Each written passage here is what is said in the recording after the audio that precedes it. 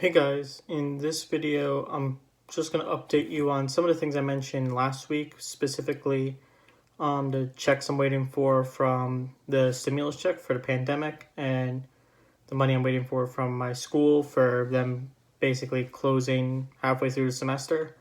And then since I'm on the topic of school anyway, I'll talk about my registration. So first, the stimulus check.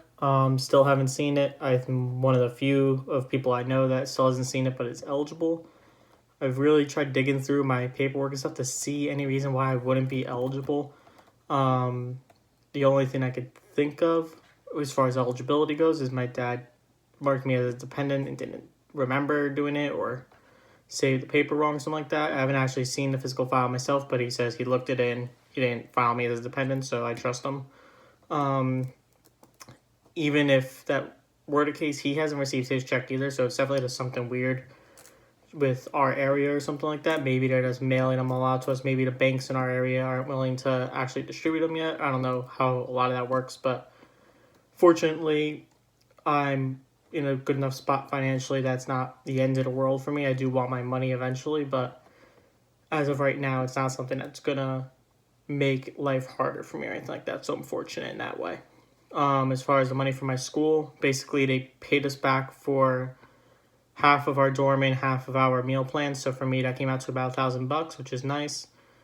The downside to that is the way they're reimbursing us is they're giving us credit on our student accounts, which we won't be sent to us as a refund check until after the add drop date for classes next semester.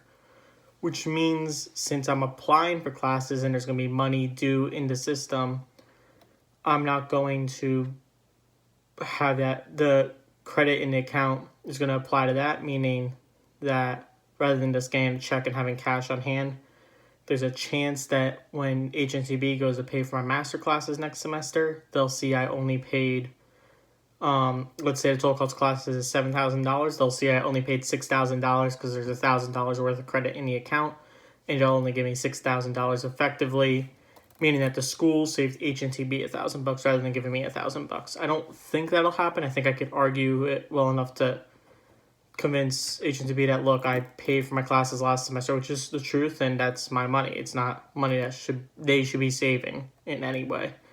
So I think I'll be able to figure it out, but it is going to be a little bit more annoying than if they had sent me a check like they are for the rest of the seniors.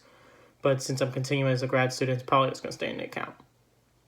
On the subject of NJIT and continuing with my master's and all that, I did apply for my master's classes last Friday. Got the 2 classes I was kind of aiming for. There was one class I wanted more, but I found out last minute that I had a prerequisite course that I needed to complete, and I don't know the details of all that, so I just put it off. I'll figure it out next semester or next fall or whatever, when I could talk to advisors in person and plan things a little more ahead of time and all of that. But for next semester anyway, I'm going to be taking one of my easy management, civil engineering management type classes, and I'm going to be taking short span bridge design, which is very, very relevant for what I'm doing at work. Basically, all I'm doing at work is short span bridge design. So it is very relevant. My original thought was I was going to save it for the end of my master's because I thought after 2-3 years of working on short span bridges, the class would be an absolute breeze and I could maybe stack it up with something else. But I guess there is a benefit to doing it early on, and it'll give me maybe a leg up in civil engineering with my work and help me through that maybe, but we'll see. Overall, as long as I get the classes done, I don't really care much either way. It's nice knowledge to have, but ultimately, my knowledge is going to come from actually working, not really classes at this point. I'm just doing it because getting a degree is free, and it doesn't really require that much extra effort for me. So, in any case, that's pretty much it for this update video. I'll wrap it up here, and as always, thank you guys for watching, and I'll see you in tomorrow's episode.